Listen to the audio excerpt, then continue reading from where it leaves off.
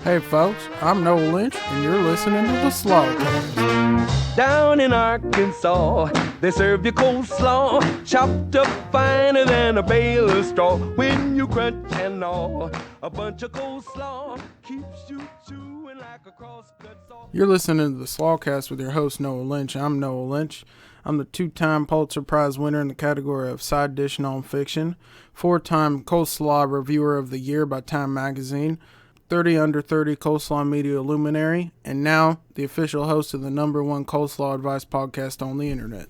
I want y'all to know first and foremost that I appreciate so much the feedback that I've been getting from episode 1. I think we're doing something really good here for the community.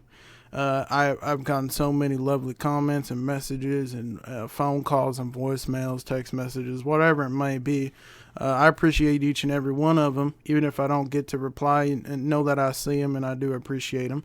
Now, with the good, there is bad too. What we're doing here is frowned upon in the industry, the coleslaw review industry. We're giving away trade secrets, as it were.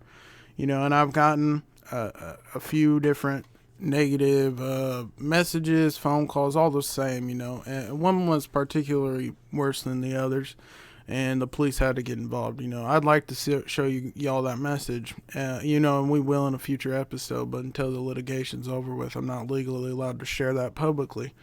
What I can say on it is that he was not only threatening me, but also my coleslaw, and those who know me know that you can threaten me as much as you want. We'll meet man to man, face to face, solve our differences on the battlefield of intellectual discussion. However, you start talking bad about my slaw, especially in the detail and the gruesomeness of what he was saying, just stomping, stomp, stomp, stomp, over and over and over, just never stopping. It's sad, and it's scary, and that's why I had to go to the police. We had to get the authorities involved, and when that all resolves, I'll tell you all about it behind the scenes. But, I'm kind of done with the negativity. I think we should start talking about things a little more positive. I think we should get to our question. We got a caller on the line. Hey, caller, can you give us your name and where you're calling from? This is Cole Miller, and I'm from Chattanooga, Tennessee. All right, Cole from Chattanooga. I used to live down near there. It's a very beautiful place. Why don't you go ahead and give us your question? I know you told us last time about beginner coleslaws, but I was just wondering what the perfect expert coleslaw might be. Cole, I'm very glad you asked this because we kept it very basic last week, and I knew people would be interested in getting a little more advanced as we go on. The first thing I'm going to say is I'm going to lay a disclaimer right here and tell y'all I'm not going to be able to give every single listener the perfect coleslaw. A lot of these experts, and I do surround that word in air quotes, a lot of them will tell you they can give you the perfect slaw, the one size fits all of slaws. And, pardon my French here, but they're all liars. I hate to use the L word, I really do, but in this case, I feel it justified, because this industry is filled with them. It's a dirty industry, I'll tell you that much right now, and that's one of the main goals of this podcast, as well as spreading the word to the people, is to clean up the industry one secret at a time, if you know what I mean. I'm bringing my Mr. Clean's Magic Eraser because it's filled with scum, and I'm here to clean it up. Now, Cole, I'm going to go ahead and get back to your question. Like I said, I can't give you a perfect coleslaw for, one size fits all. What I can do is I can break it down into two categories that are going to give you a general idea of if you're dealing with a good slaw or a bad slaw. Okay, you can sit in your restaurant and you can check this out, and you can decide whether you want to invest time into eating that slaw or not. Now, the first thing you're going to want to look at, and people who have read my reviews, seen my TED Talks, whatever it may be, you've heard some of this before, but there's a category called size of vegetable. And this is maybe you got shredded cabbage or finely cut cabbage or carrots or whatever you may add. Maybe you add a little spice with some peppers. There's many things you can do, but as a general rule, the size of the vegetables, you kind of want to be consistent. And as far as width goes, you're looking for a 5 millimeter width. And for all my folks in the USA that are listening, I do apologize. Just like every other science in the world, we are using the metric system, but I'll go ahead and convert for you this time. So 5 millimeters or half a centimeter is about 1/8 of an inch. So you're looking at 1/8 of an inch width. Now, as far as length goes, you got a little more room there. It's called the Goldilocks zone. We want to go from anywhere between 1 centimeter up to 2.5 centimeters. So for my American friends, it's going to be about half an inch to an inch. That's not exact, but that's kind of the rule I go by when I'm out with my American friends that don't know about the metric system as well. So you're looking at, you don't have to measure exactly. You'll kind of get an eye for it as you go. You'll see that kind of pattern arise in the coleslaw industry.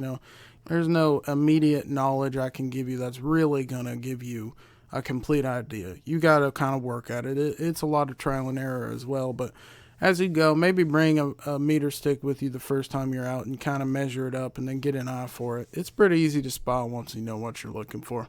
And that goes for all vegetables too. Your cabbage, your carrots, your pepper, whatever's in there. Onions. It could be anything. It depends on the slaw you're eating. But that's a basic rule that will help you out a lot, and that'll weed out a lot of the bad slaws right off the bat. Now you won't even have to go to this next step, and this next step's a little more.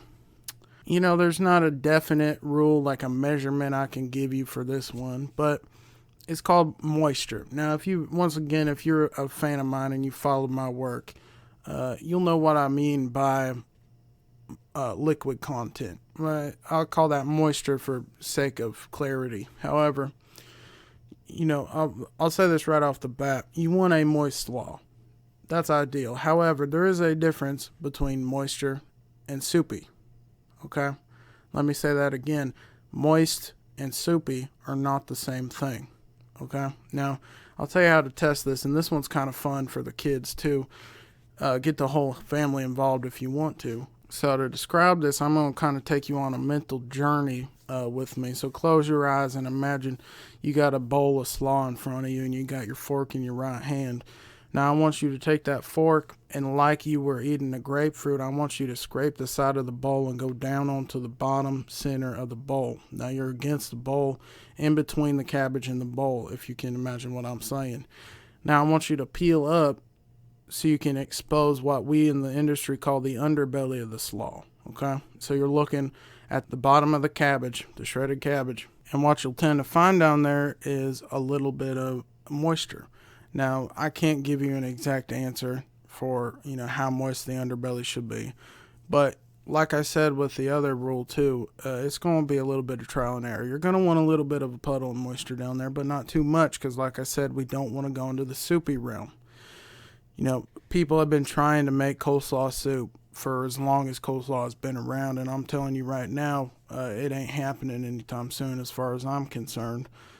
So you look down make sure you got a moist underbelly, properly moist underbelly. It's up to you, really. It is all opinion after all. And this is another one that you'll learn as you go on. You'll see a pattern. This is a good amount of moisture on the underbelly. This is a dry underbelly. Whatever it may be, you'll get the hang of it. It really is trial and error, and I hate to keep repeating that phrase, but it is kind of the golden rule of coleslaw, as it were. And then, Cole, I think you're set to go out there and adventure and find your own perfect slaw. Like I said, I'm sorry I couldn't give you an exact answer, but I'm here to tell the truth. No more lying and cheating in the coleslaw industry. We're cleaning it up one question at a time as far as I'm concerned. Cole, I want to thank you for asking this question and letting me kind of expand on what I said on the last episode. I want to thank all the listeners for listening. I appreciate all of you guys, and I hope that you continue enjoying the content and learning and going on this journey with me cleaning up the coleslaw industry. I'm going to go ahead and sign off for this one, folks. I hope you enjoyed it. My name's Noah. That was the Slawcast. Till next time, I'll slaw you later. No bread, no meat, no potatoes, and nothing that's sweet. All I want is a lot of coleslaw.